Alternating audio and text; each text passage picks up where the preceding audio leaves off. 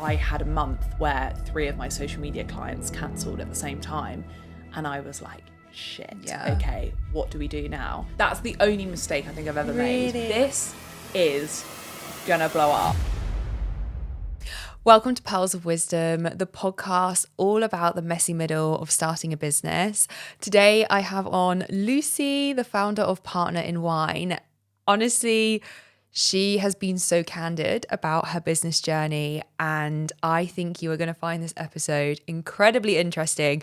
We could have spoken for hours, but we did have to wrap it up at the end because otherwise we would have been speaking for hours. So enjoy the episode. Don't forget to like and subscribe, drop us a follow, and let us know in the comments any other founders that you want me to have on an interview.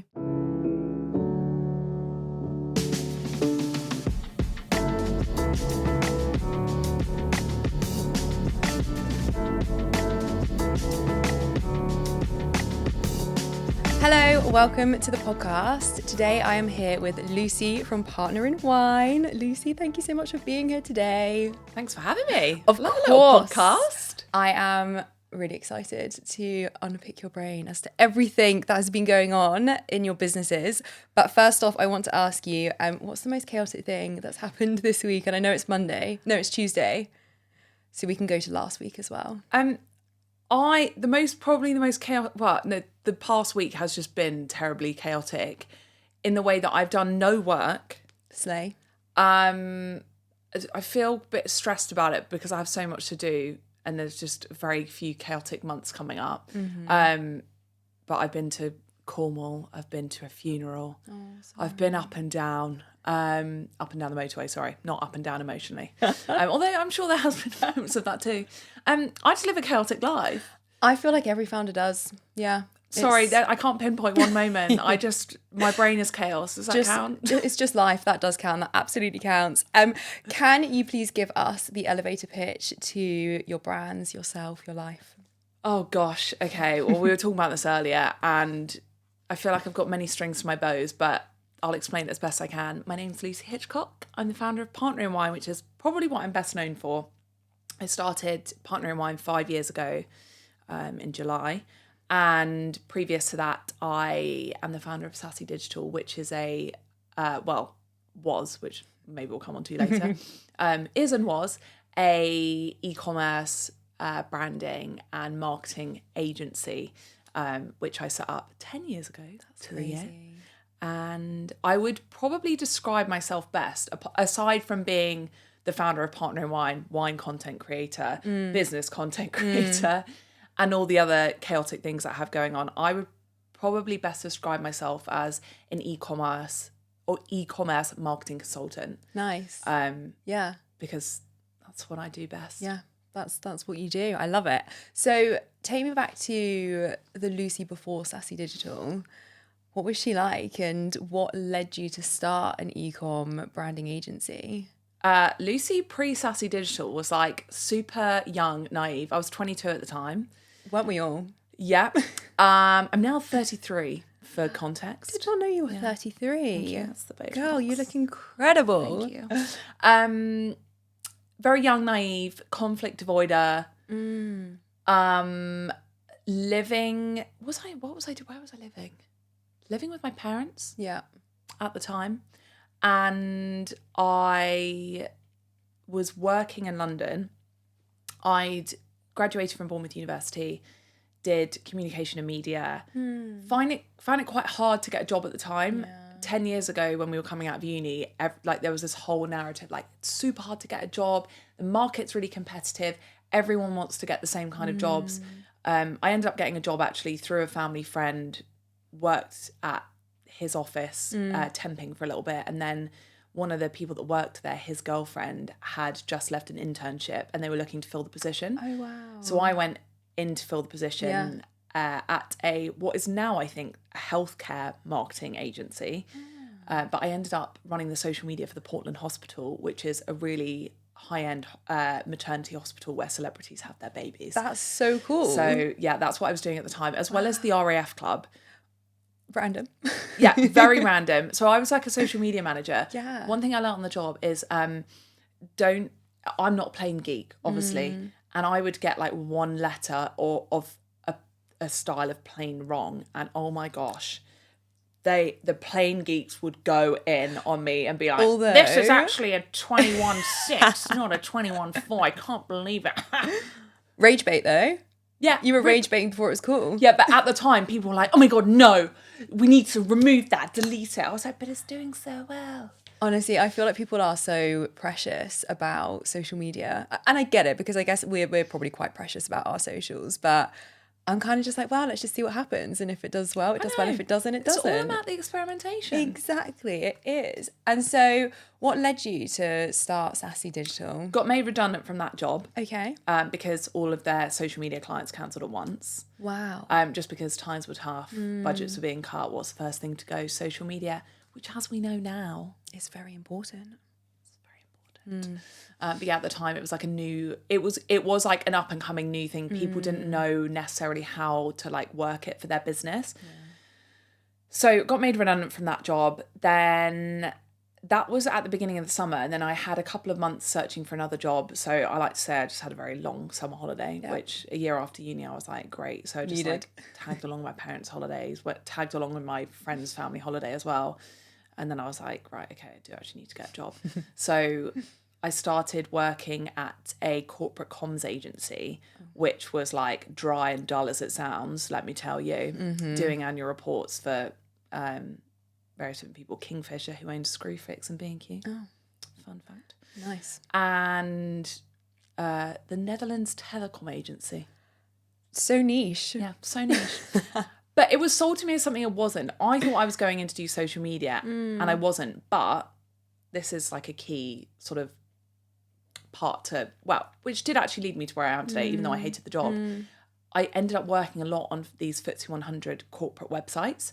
So building the websites, learning about like sort of very basic SEO in terms of building it, not just the copy and the things that people think about initially when they think about SEO. It's how it's built correctly to make sure that the site map, the site structure, everything is working in your favor. Accessibility, that adds towards SEO, so like alt tags and stuff like that. Font size, readability, all of that kind of stuff. So I was doing that, working with clients, and essentially I didn't like the job. I got pulled into a meeting after being on holiday with like 4 men who basically shouted at me and told me I had the attitude of a naughty schoolgirl, which is a little bit weird. That is such a weird reference. Yeah, I was sexually harassed on a daily basis, as in like the men would come over to my desk and like 50-year-old men like curl their hair and all of that, and I was like, I'm getting out of here. And I ended up finding a freelance job with a lady called Madeline Shaw, who is kind of like a Delicious Yella back in the day. Obviously Delicious Yella now has a huge food business and whatever else, but so I started working for her 3 days a week. And it slowly kind of built up to 4, but I was trying to get social media clients on the side so that I could build up Sassy to be a kind of social media management agency, which what I know now is a terrible idea, because I had a month where 3 of my social media clients cancelled at the same time. And I was like, shit, okay, what do we do now? One thing I do really well is in those situations, I have a day where I panic. I'm like, oh my gosh. And then I'm like, okay, right, not feeling sorry for myself anymore. What am I doing now? And I was like, I'm good at branding. I've got loads of freelancers that work for me. I'm amazing at building websites. I did it myself, for myself. Other people would always ask me to build their websites. And so then I started to build up that side of the business. I also had like templates, which I still do. A template shop. I had a logo shop where they were pre-designed, and then we could just drop in people's like company name, all of those sorts of things to kind of diversify my revenue stream. And then from there kind of slowly built it up. And then come COVID, I got so busy that I had to hire 2 full-time team members. So yeah, but I'm sure we'll come to that later. Yeah. Oh, I'm excited. I feel like it's such an important skill to have as a founder, to pivot, to like, Yeah. because you could have been like, oh no, I'm just going to double down on doing social media and find more social media clients. Yeah. But actually you were like, this seems quite risky. Let's pivot, add more strings to my bow. And actually then we won't hopefully go through this problem next time. But I feel like many agency owners will resonate. I've spoken to so many people who have been like, yeah, like overnight my business just collapsed because everyone cancelled on me. Stress. Yeah, it's hard. But I actually feel nowadays, I feel like it's a lot easier to, I guess, protect yourself against those things happening with different kind of software. So I'll give an example. My accountants, I pay on direct debit. I pay the month up front. They collect it automatically. Part of the, the contract to actually sign with them is you have to sign up for that. Yeah. And that's totally fair enough. That makes sense. Yeah. I think back then it was a confidence thing. Yeah. And also, people will really care. They don't care. If they want to work with you, they'll do it. So I think if I was starting that business again, that's what I would have set up initially. But there wasn't the infrastructure at the time to do so. So. And also, like, it's one of those looking back and being like, I should have. But like at the time, it's almost like I didn't know it. So yeah, exactly. So true. And then in terms of like Sassy Digital, like what problem were you solving? Like what clients were coming to you? Like were they of like a certain niche or like small business? When I started, there wasn't actually, and I know this is something that people, when people say like, oh, there wasn't many influencers when I started, there wasn't many people running social media accounts. And nowadays, if you like social media, it's very, very easy to become a social media manager by simply just setting up a TikTok account, sharing your wisdom, and then getting clients that way. Yeah. At the time, not many people were helping small businesses to promote their business on social media. Businesses didn't understand it. It's like, I'll give you an example. One of my first clients was my hairdresser. He's a hairdresser. He's not a marketeer. Yeah. I'm a marketeer. I understand these things. Yeah. And I think marketing is one of those things that people either get or they don't get. And if they don't get it, it's so hard to get your head around. It really is. So I initially started helping small businesses, startup businesses with their social media and with their content. Even at one point I was like making food videos for an aloe vera drinks company, Love that. all of these different things that were kind of happening in the background. And then, sorry, what was the question again? Did you have like a problem you were solving? Oh, yes. Or like Yeah. So I guess the problem I was solving was that there wasn't that many people around to actually help with that kind of thing.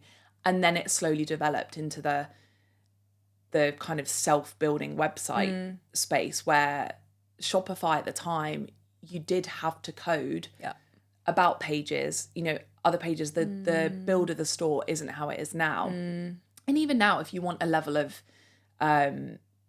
difference, you still have to code it. Yeah. So that's where we sort of came in the way that we were able to code all these different things because I can code. Yeah. So, and then obviously I didn't outsource it, but Becky, who works for me, learnt to code. And so we did all the things. So amazing. And then I guess in 2020 you put it all into practice and started your own product-based brand. So can you tell me more about that? My dad would always say to me, why do you do this for other people when you could do it for yourself? And I was like, yeah, you're so right, but I don't have something that I want to do. I don't have something that I feel passionate enough about to actually see it through.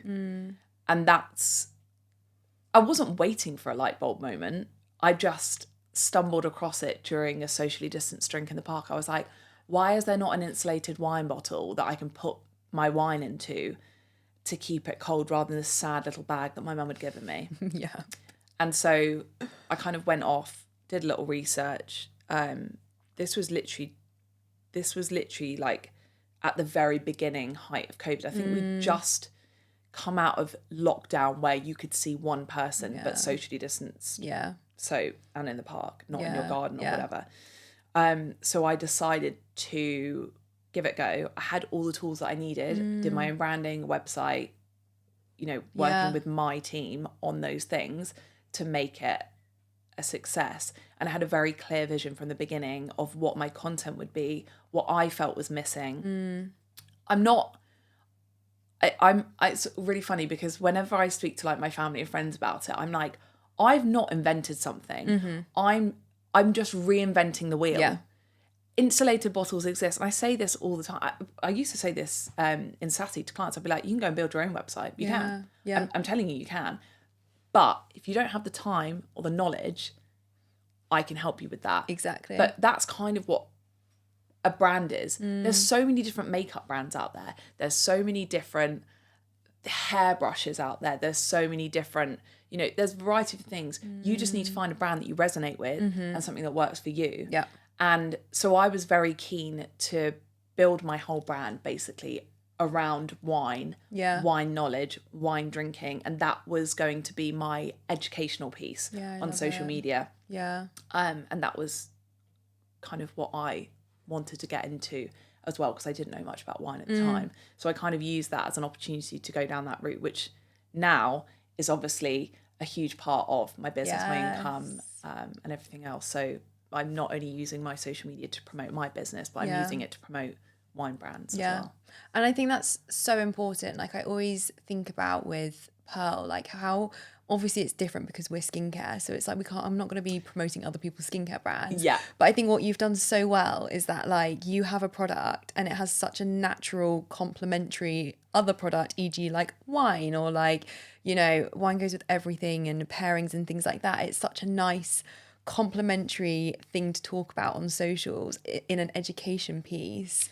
That I'm always like, I'm same to you. It's like whenever people talk about their brands, I'm like, well, what else can you talk about that's not just the product that fits around that like narrative? And for you, you're like the educator in the wine space. Like if I drank wine, I would literally be watching your videos. And I have in the past when I did drink wine, you'd recommend something and I would go to Aldi and buy it. And I was like, Lucy's recommended this wine. I'd send it to my photo. Do you know what I love about you as well? Is you always comment below my videos. I'm like, Isabel doesn't even drink.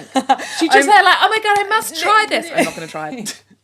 I'm like your biggest supporter. I'm like, Slay Queen, this one's so good. And I'm like, I haven't tried it. No one needs to know. When you started Partner in Wine, did you obviously did you think it would have the legs to grow outside of lockdown? Because obviously lockdown was a big part of the brand and the story. I always laugh at this question because I think, sometimes people can be really humble and be like, oh my God, like, no, I had no idea. I'm like, yeah, I did. Like, I back myself 100%. I'm like, it. As you should. When I got the idea, I was like, this is gonna blow up. It's a matter of time. And I knew it was.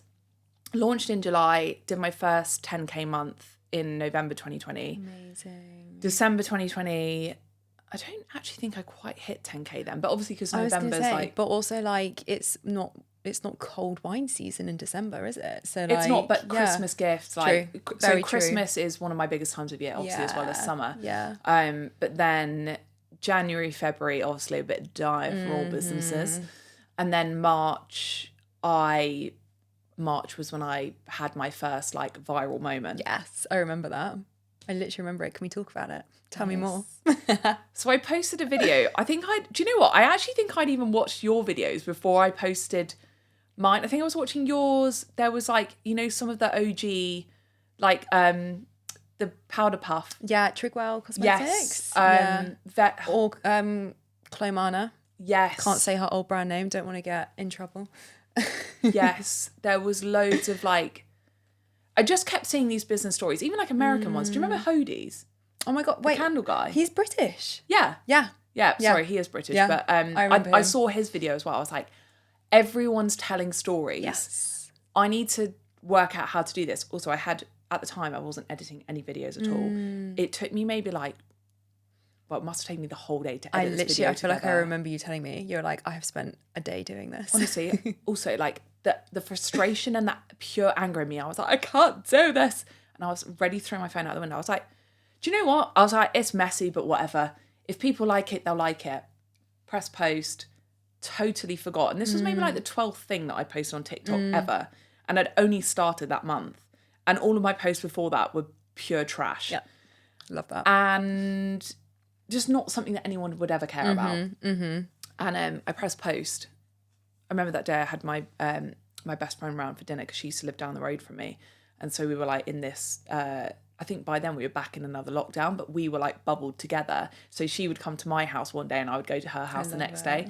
And we just basically spent all our time together. So she was round mine for dinner, had a few bottles of wine, woke up the next morning, opened my phone. And because at the time I was working with some influencers on their fashion brand. So I was working with Sarah Ashcroft on SLA, so I managed her website. RIP SLA. Yeah, I love that brand. RIP. And I was like, this must be her sales. That she must be doing some kind of flash sale, whatever. But each of the amounts was $38.95, and that was some of them obviously were more than that, and tumblers and whatever. But the amounts of each order equated to like what I would usually expect for a partner in wine order, and I was like, no, this must be my business. And so I went through to check, but obviously at the time, every single second notifications were pinging it, like sales notifications. And I just got this like massive burst of adrenaline. I was in bed literally shaking. I was like, I don't know what's going on. And clicked on my Shopify, and I'd already turned over like, I don't know, £3,000 or £4,000 or something. And I was just had to double, triple check that it was my store, and it was. And I was like, something weird is happening here. There's hundreds of people on my web checking out. There's thousands of people on the website. So I was like looking around. I was like, so maybe someone's posted, shared something on Instagram that I didn't know about. I don't know. And I couldn't find a thing. And I was maybe searching around for 10 minutes. I was texting my mum. I was like, something really weird's happening. I feel like I've gone viral or something. But I don't understand why. I don't know where. And I was like, I did post that TikTok. Obsessed. And so I went onto TikTok. I had like over 7,000 followers literally in like a day, whereas before I maybe had like 8 or something. Yeah. It had hundreds of thousands of views, and every time I refreshed the video, it would jump up by like 20, 30,000 views at a time.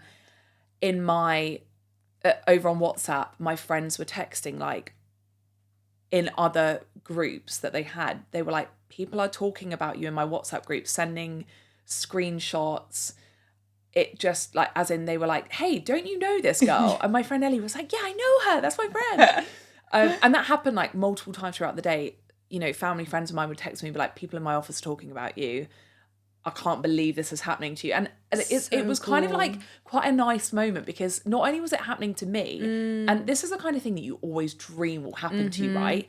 But you never in your wildest dreams actually think that kind of thing is going to happen to you. But it's also quite fun for my friends and my family, because it kind of was also happening to them too. Yeah. Because they would hear from other people that they'd seen this and that and la la la. And it just was like a real nice moment. But I was like extremely overwhelmed that day. I was like, I'd only moved into a fulfillment centre 3 months before, and I was like, thank God. Imagine your poor parents having to pack all those orders. Oh, my parents didn't. Well, my parents would bring me cups of tea. I rarely trust them to help me pack orders. Yeah, actually, that's no, true. Go away. Imagine your poor parents being like, what the hell's going on, whilst you're frantically packing orders. It was more like my best friend, actually. She'd come over and whip me into shape and be like, the way you're doing this is stressing me out. I'm like, I'm not a logistics person. Like, I'm a creative. Yeah. So thank God. And my fulfillment manager is such a babe, and she messaged me and she was like, we are so buzzing about this. Oh my God, this is just so cool. Oh, I love that. So yeah, it just like, it was a real nice moment. Yeah. But I find it really weird. And I always say this. Obviously I do have quite a lot of followers, but I always think, for the amount of people that know what Partner in Wine is, have seen my story, have read it somewhere in the press or whatever, because so much press came off the back of that, as you do when your business goes viral. You'll know all about this, but you know, all of the newspapers want your story, and they'll write your story even if you don't give it to them. The Sun. Oh yeah. And they'll make up fake titles. Make that story up, yeah. I think my Sun headline was, I was skint and living with my parents. I was like, right. I didn't say I was not skint, quite, but okay. Like, great, you go for that headline. As long as I make sales from it, I don't care. And I basically, everything that came off the back of that totally took Partner in Wine to just like a different ball game. But what I was going to say is I deserve more followers for the sheer amount of people that know about Partner in Wine. It's true. I feel like I should have millions of followers. I mean, I regularly get people come up to me in the pub, on the street. I'm obsessed. Like everywhere I go. And like it's always at like not the most inconvenient times as well. It's like when I'm like holding hands with my fiance, just like walking through Cornwall, and I'll get a message like, I just saw you holding hands with a man. I'm like, yes, that's my boyfriend. Like, obviously, I have a Scandal. life outside of Partner in Wine. I'm like, oh my God, someone saw Mr. Partner in Wine to be in the wild. That's so sweet. So yeah, and yeah, it's really nice. And actually, I love when people come up to me because everyone's always so friendly and nice.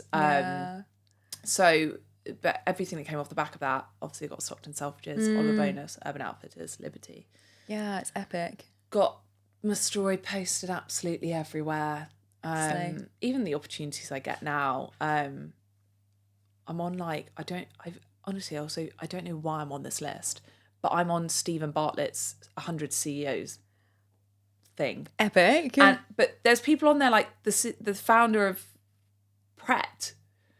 And like everyone, and I'm just you there like, deserve to be hey, there. I'm just like over here on my own, just like, you know, winging it, but like fine. I love that though, because I feel like any founder that you talk to is just like, not like feels perhaps a tiny bit, not like undeserving, but like you absolutely deserve to be on that list. Like you've done such cool things. I guess it's just, I feel that my business is, and what I think is success for me personally is very, very different from the general consensus of success.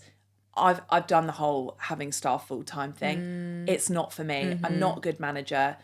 And actually, I don't think I need to have all these things, a team. And okay, I probably could build Partner in Wine to a X amount £1 million business and churn out products left, right and centre and, you know, do different lines of things, have, I don't know, spin-offs like my own wine subscriptions, which are all things, okay, in the future, I probably want, but I don't care to have a massive team behind me making those things happen. I'm quite happy doing my own thing, living to my own rules, not having to be anywhere specific at any point because I need to help someone do something. I get quite overwhelmed and stressed by that. And so the way that I've set my business up is perfect for me and what I want from my life.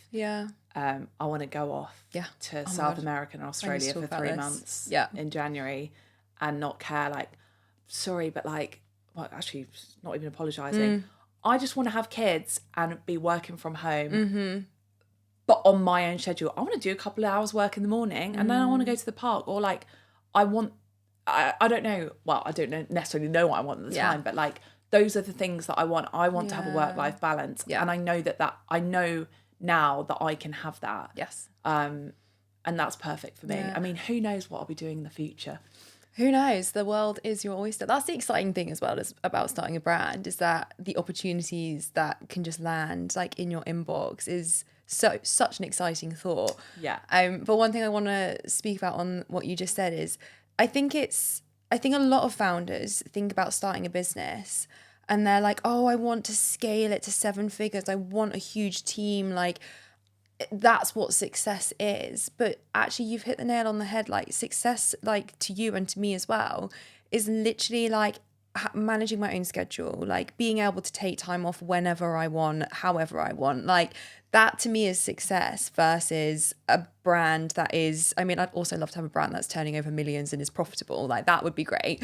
But like, I think it's so true that your brand is successful and it's what you deem as success, and you don't need to have all the bells and all the whistles and a huge team and, you know, offices and things like that to actually have a successful brand, because ultimately you've created this for you to like be free from a 9 to 5. So why are you then tying yourself down to like, you know, sign off meeting? Like Grace Beverly, for example, listened to a podcast by hers the other day, and she was like, I was literally signing off like every single social media post for like a big launch. And it's like, what you've built your team so that you shouldn't need to be doing that by this point. Like, and it's just kind of like one of those things where it's, yeah, I just feel like your brand is what you want it to be. And I think for me, and it sounds like for you as well, like that freedom is what is most important. Freedom of time, and to have time off, to have kids, to have a family, like that's what's important. I think if you would have asked me this, if I was describing the same scenario in my 20s, things would look very different, because in my 20s I was very materialistic. Yeah. I enjoyed having designer handbags. I used to buy myself a designer handbag every business birthday. As you should. They don't even come out the cupboard now. Yeah. It's actually like, I look at them and I'm like, that's embarrassing. Those are the ones going on Vinted. I'm saving them because I actually think my parents, this sounds really silly, but do you remember when Wayfarers came back into fashion? Yes.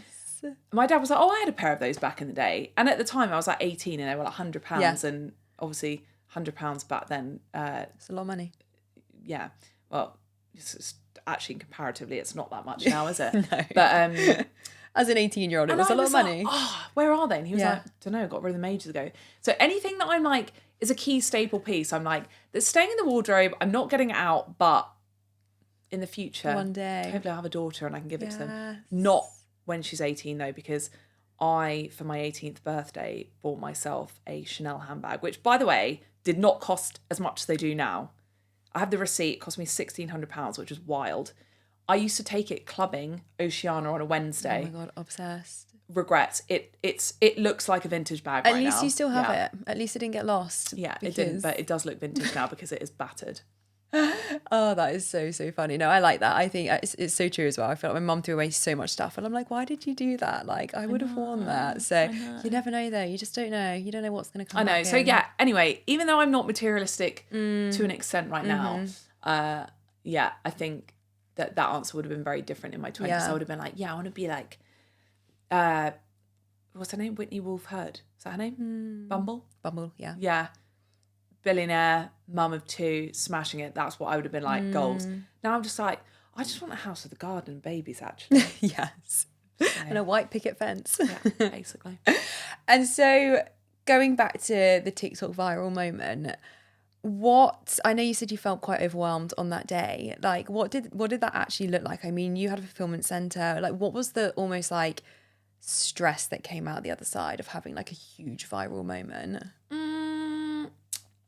Probably that I was totally out of stock of everything after 3 days, which, like, at the time I was like, well, this is a nice problem to have, because I turned over like 30 or 40,000 pounds within the space of 3 days. Epic. And like by the end of that month I turned over like 60 grand or something. Wow.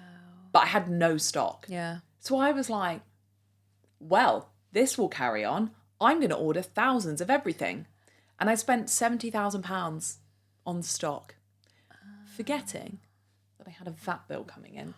Oh no. Yeah. Tell me more. What happened? And do you know what? I actually can't remember. I think I restocked and then was like, I kind of need to just defer this payment, or I don't know, whatever I did. Find something to... Well, there's a will, there's a way. I don't remember feeling particularly stressed about it at the time though, so I'm not quite sure what happened there, but... Found a way out of it. I found a way out of it, and I did, but probably one of my only regrets was ordering that much stock. You sold it all though? I have now, yeah. Yeah. Good. Yeah. By now, bloody have. Jeez. 4 years ago. Yeah, actually, I think I still have some of the turquoise left. So no way. Yeah. So, yeah. Do you know what? Ordering stock is definitely not my forte, as everyone knows. We're always out of stock of stuff. So hard to forecast, isn't it? It is, but I do think there is a level of like desirability to being out of stock, because it kind of does create demand. Yeah. It's annoying because maybe you feel like you don't have much to talk about, but yeah, it is true. It is true. And then on the sort of like a viral moment, I feel like I know what the answer is going to be, but do you think it's luck, skill, bit of both? Like, what have you found it to be for you? It's a really funny question, because I made a video last week about a new Audi sparkling wine, and it's I know this isn't a business story, but it's a Cremant, And with my wine videos, I know when they're going to go viral. I know the recipe. I've got it down to a T. Yeah, copy and paste. But I'm very analytical. So when I consume social media, I don't consume it like a normal person. My brain goes, why am I still watching this? Why do I find it captivating? I'll often scroll back up and down because I'm like, what in that first 3 seconds made me continue watching?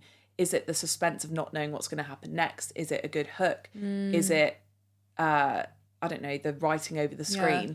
So I think there is a variety of different ways of doing it. I think everyone just needs to experiment to see what works for them.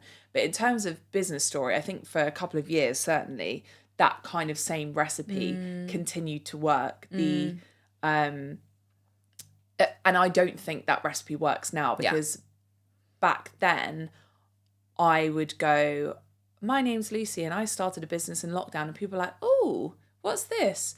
Whereas now you have to say something outrageous like, I sold all of my clothes. Yeah. Yes, literally. Yeah. So I don't know. But it needs to be, I think hooks also need to be authentic as well. So I can't remember what I said in this Cremant video now, the hook. But anyway, it was a good hook. I watched it. I can't remember what the hook was, but I do remember watching it. Yeah. So that got like, just for context, normally my wine videos, unlike a bad one will get like 15,000 views.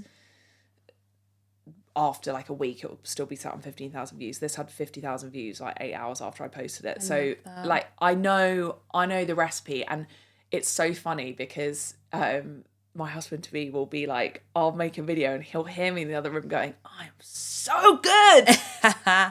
And he's like, have you just made another viral video? I'm like, yeah, don't you worry about it. Check back tomorrow, see what those views are on. I'm obsessed. Yeah, I do definitely feel like you sometimes know when something's going to go well. You're like, that was a good one. But then also sometimes the algorithm is like, no. Do you know what? TikTok does that to me. Yeah. Nowadays. It's like, no. Yeah. TikTok. Whereas on Instagram, they fly. Yeah.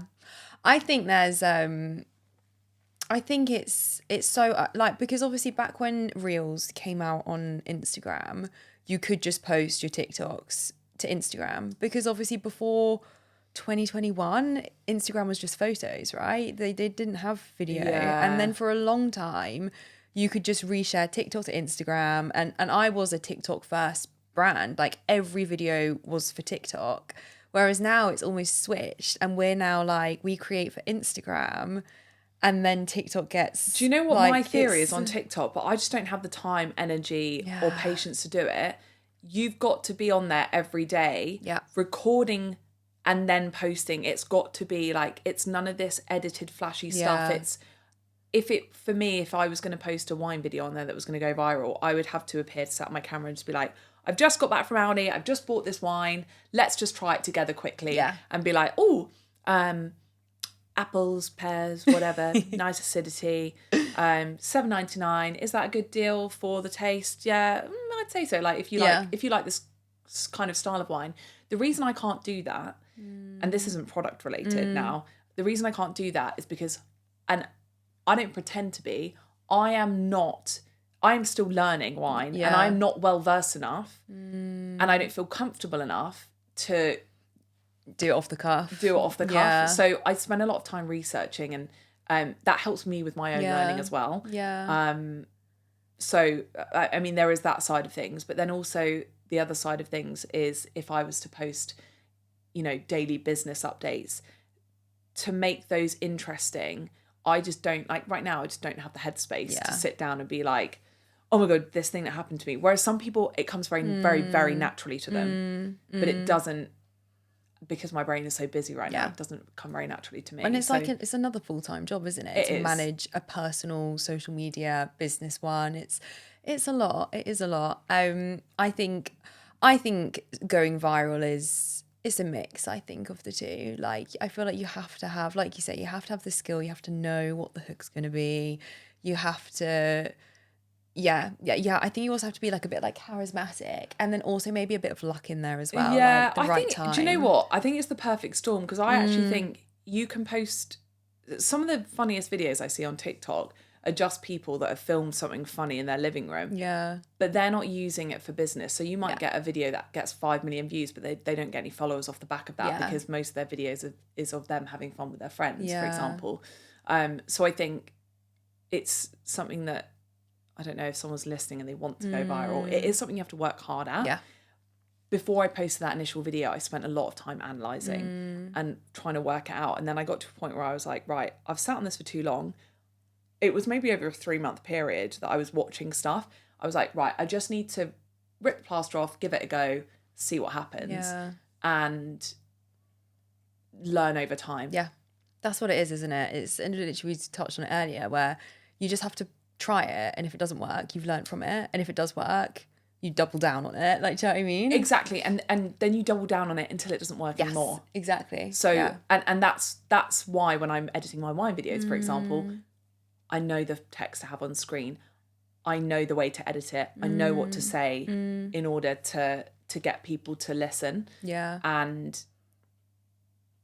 that is the culmination of many years of making videos. My first wine videos are like embarrassingly bad, but you've got to start somewhere. And also I remember when you first started posting those videos, and I speak about it a lot because it's like, people give up too soon. And I remember your wine videos, and I was like, these are so good. Like, I always also, loved, no one used to watch them, probably except you. Just me in the comments like, woo.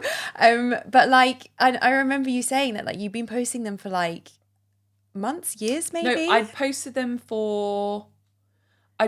been posting them for 2 to 3 years. Yeah. But I'm going to say 3 years because I didn't actually start getting paid to post any of them until a couple of years ago. And now, it's something that brands have really cottoned onto. Yeah. And so there's a lot more money to sort of be made in it now. But I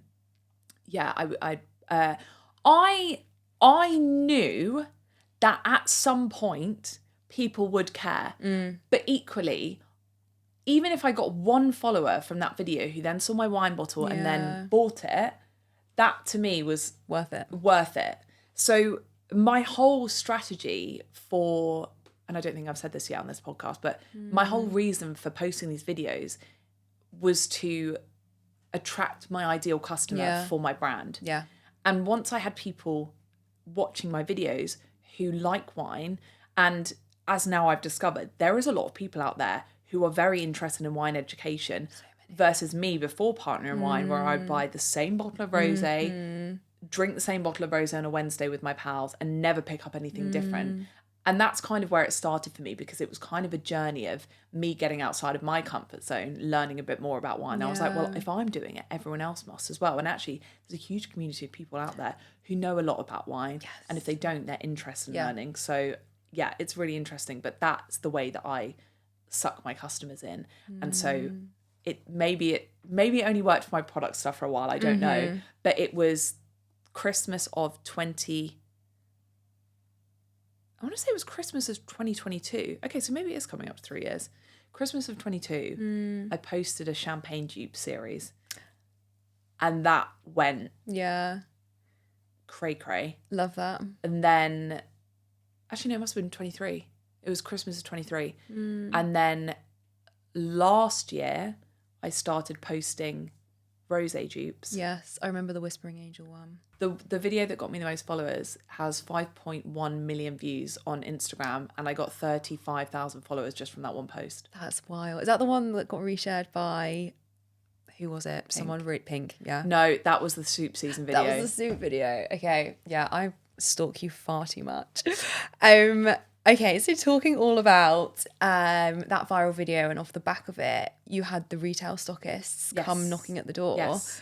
One, that's really freaking cool. But two, did you have to change anything about your business in order to like be stocked in retail? Because it's very different. To my knowledge, because I'm yet to do it, but it's very different to D2C. Well, I was very much sort of pricing wise beforehand. I was like very much finger in the wind, looking at competitors like, well, they price theirs at that, so that's what I'll do. And when you go into retail, you don't realise that actually your pricing is extremely important. So if I was to create a product from scratch again, I would be looking at what my retail margins would be if that was a goal of mine. Now, actually I've taken everything back. So you can only get Partner in Wine online. Oh, interesting. And the reason for that is because you don't make any money. Well, I certainly didn't make any money from it. Yeah, that is cool. On top of that, there's a lot of weird rules that go on. So, for example, Selfridges, I had to pay for a 1 hour delivery time slot. So I had to pay for a courier to deliver their stock to them. And if they're ordering less than £1,000 worth, I actually lose money on that. So it's a marketing thing. Yeah. And it was really cool to talk about it. And, you know, Oliver Bonus actually only went online. Right. And then they were like, it's not doing that well. I was like, yeah, because you ordered turquoise, which is my worst selling colour, and you put it online. I go into Oliver Bonus to buy people gifts that when it's like last minute, I've not really thought about it's it. Perfect, yeah. And I was like, this is perfect. And so anyway, that didn't end up going in store. So that didn't work out. Liberty, London worked really well. They were really, really great to work with. In fact, you know what? That's unfair. All of them were really, really lovely people to work with. I just think you've really got to have your pricing nailed down. Yeah. And a very good friend of mine used to be a buyer. And so she sort of swooped in and was like, let me help you. And her husband is still a beauty buyer and they do lots of different kind of things. But so they helped me a lot with my forecasting, my spreadsheets. They created this whole massive thing for me. And that helped me get my head around things. So now when I'm pricing my products, that's what I refer to. And I refer to all these different like algorithms and spreadsheets, which if you'd have asked me this before, I would have been like, this is so boring and I hate this kind of stuff. But now I'm like, oh yeah, like let's talk about margins. Let's look at the numbers. Let's look at the numbers. It's so interesting because I feel like being stocked in retail is such a goal of so many brands. But the more and more I talk to business owners about it, the more I'm just like, it actually sounds like amazing for marketing, amazing to talk about, amazing for like almost clout, but potentially not so amazing in terms of like revenue generating and yeah, interesting. Okay, no, that's good to know. That's all I've got to say. It's good to know. It's all you'll say. Can't tell anymore.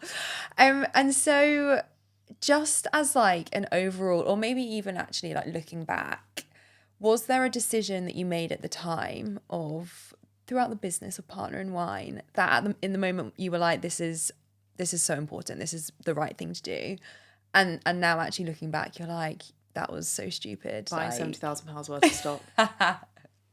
That's I love it. That's the only mistake I think I've ever made. Really? And actually, but even then, is it really a mistake? I don't know. No, it's not. It's I don't learning. tend to dwell on the past. Yeah, so. no, that's a good place to be. That's a very good place to be. And I guess also at the time of running Partner in Wine up until recently, you were also running Sassy. Yes. What did that look like? How did you manage the two? So Becky, who used to work for me full time, actually moved to Australia and she took a sabbatical. Yes. Annie, who was working for Partner in Wine at the time, love my gals. Just love these two gals. Really ambitious, go-getting gals. Becky wanted to take a sabbatical, so off she went.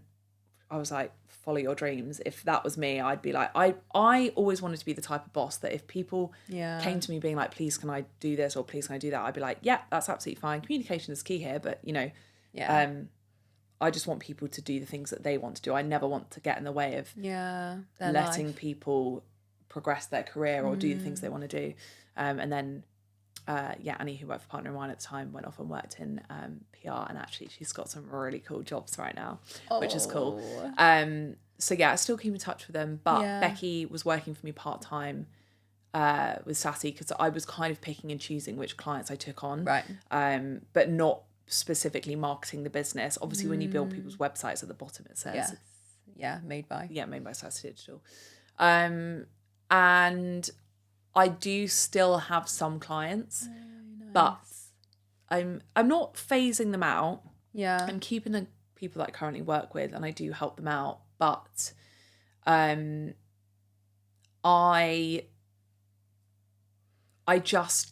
spend most of my time making content, and it's really, really hard.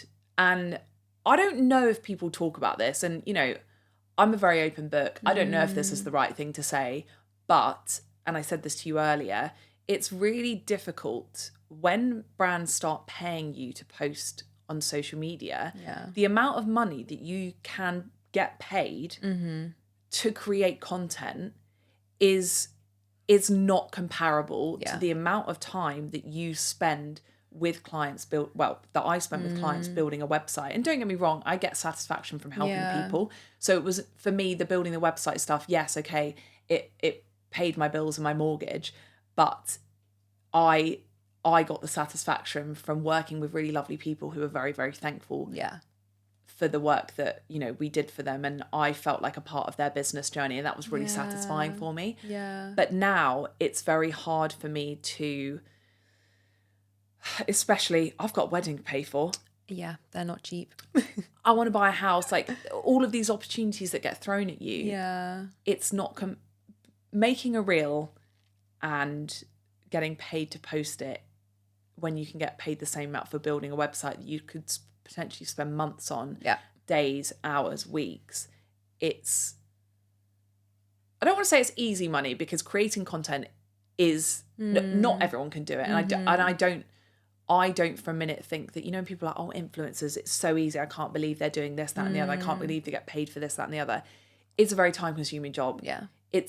You've got to know how to edit your videos. You've got to know, perfect storm, everything we spoke about earlier. Yeah. But it's, for me right now, it's working for me better, putting my energy into that. Yeah. And I don't know if anyone will find this interesting, but so the year before last, I think I made what my salary was when I first started my career. I made my salary in 1 year, and I was like, oh my God, this is really cool. Yeah. Last year, I made triple that. Stunning. And this year, I've already made double what I made last year. Yeah. And when you put it like that, you can kind of see the appeal of taking a step back. Yeah. But the reason I've also done that is because it allows me to spend more time on Partner in Wine. Yeah. Rather than more time with clients. So that this is paying my bills a little bit more. Yeah. But it's allowing me to spend more time on Partner in Wine, which is what I'm most known for. Yeah. It's what is going to help me with whatever the next step in my career is, whether that's building Partner in Wine, doing whatever else I want to do, or I don't know, I might start another company. I might, who knows what I'll do in 5 to 10 years time. Yeah. But that to me right now makes the most sense for my personal career development. Definitely. And it's almost like you said, like, it's like hard to justify spending the amount of time building websites versus, you know, creating content that you love doing, talking about something that you love doing. It's almost like it makes sense. And I feel like it's, like you say, it's easy to look at influencers and think they've got it easy, but actually it's, you know, this is 5 years plus of like hard graft and work that's what you're getting paid for. I mean, right now I'm like, I have a lot to do, but I did spend August doing the bare minimum, just sat at my desk twiddling my thumbs when I probably should have been doing stuff. But I kind of thrive on deadlines. Yeah. So I don't know. Do I manage it? Who knows? As long as I've got stuff to release next year, I don't really care. Yeah. Can you tell me what you're releasing next year? Are we allowed to know? Sneak peek? Just more stuff, really. More stuff. Nothing new. Okay. New forms of old things. Yeah, we're not reinventing the wheel here. Not reinventing the wheel. No, as we shouldn't. I love that. I feel like your brain is very similar to mine. I manage things in the same way. I'm just like, well, I know what needs to get done, and it will get done when it needs to get done. When it gets done. Yeah, exactly. There's things that have been on my list that just like on Asana I put next day. I've been doing it for months, and I'm like, yeah. And the next day will come at some point. But as long as I do something small to get where I need to be. So, for example, I'll give you, I need to open up my shipping for Europe again, because it has actually affected my sales over the summer. Not dramatically, but I'd like to get that moving.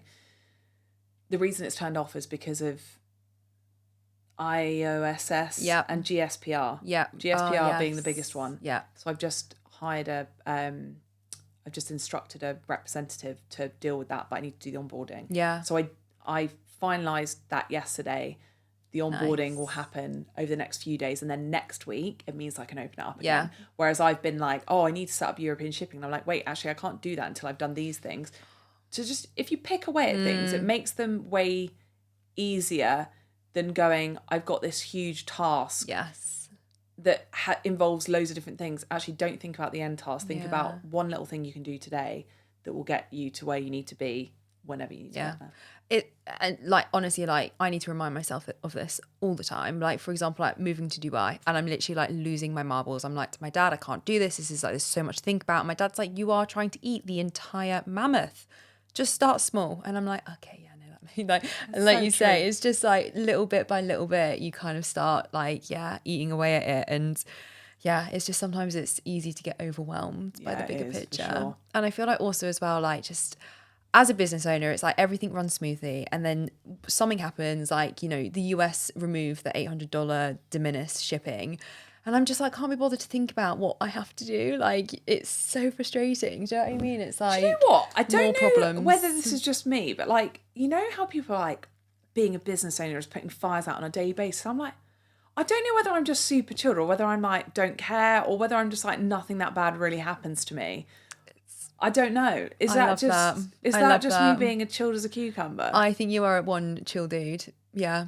I think, well, I guess also as well, it's the way you look at it. Like, it's, you can let these things rile you, or like you say, you can be like, I can be annoyed at it for like, you know, an hour, and then be like, right, let's figure out what we need to do. Like, let's look at it like pragmatically. Whereas I think sometimes I can let things dwell on me, where it's like, actually, nothing we can do about this.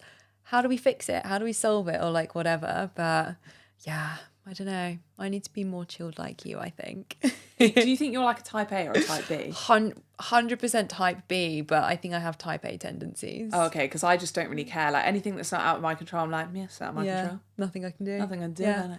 Best way to be, though, because like, why are we worrying about things that we can't change? Do you know what I mean? It's just a waste of our headspace. So no, you've got it right. You've got it right. Okay, so starting Partner in Wine, and also I guess Sassy Digital, you had a lot of experience already to like get you to that point. If you had to start again from scratch with no contacts and no money, but with all the skill and knowledge you have now, what would you do first? Well, it's a big question, I'm sorry. The thing is, I often have the same answer to this question. I think this could either be a really annoying answer or quite a good one, which is that I wouldn't change anything that I've done. Yeah. Apart from the £70,000 stock. Even then, do I care that much? Probably not. No, we're over it. I wouldn't change anything that I've done, because the way that I've done everything has led me to be where I am. If I'd done it differently, would I be somewhere else? Would I be further along in my journey? Would I be turning over millions and have a different mindset from the one that I described earlier? Don't know. Would I have shut down the business already? I can't answer that question. So for me, where I am right now, as I said earlier, is perfect for me. So I wouldn't do anything differently. If I was to turn that into practical advice, I would say that if someone is listening who is at that stage of they've got an idea they can't stop thinking about. I've had many ideas that I can't stop thinking about. And I think we've all heard the phrase, the someday shelf. You've got to decide which of your ideas stays on the someday shelf for now, and which of those ideas you really back. And I think a lot of women, particularly female business owners, have, and I've worked with countless over the years, and I know when someone's business is going to be a success, and I know when it's not. And actually I feel quite bad. I have felt in the past quite bad working with people, and I'm like, they don't have what it takes, sorry to say, to be candid. The confidence is a huge barrier issue. And if you, the confidence within yourself and the confidence within your products, they unfortunately go hand in hand. If you don't believe in yourself, you are no way in hell going to be able to convince anyone that your products are worth buying. Because you're not really even convinced. So I think there's a lot of work for people to do if they want to be a business owner and want to make it a success. Yeah. You need to make sure you're not holding yourself back. Yeah. It's as much a mindset piece as it is physical. Do you know, if you know what I mean? Yeah, it really is. No, I think it's sometimes hard to take on board, but I think it's important. And I think people listening will hopefully, if it resonates with them, if they know they're listening and they're like, I lack confidence, hopefully, what would you say they could do to go away and improve it? Like what's made you more confident as a person? Oh God. I think probably I got to a point in my adult life where I had to back myself. Yeah. And I had to make a change, because even like the early days of Sassy, really, like I wasn't making much money. I wasn't comfortably living. I got to a point where I was sick of it. And I just thought, actually, do you know what? Screw this. And I started asking for payment up front. I started putting people on direct debits. I started trying not to avoid the conflict that I was so afraid of. Yeah. And in doing those tiny little things that terrify you, you suddenly start to become more confident and more comfortable with yourself. Not to say that I wasn't ever unconfident, but those things that scare you about yourself, you do need to face up to. And again, it's like picking away a task. Yeah.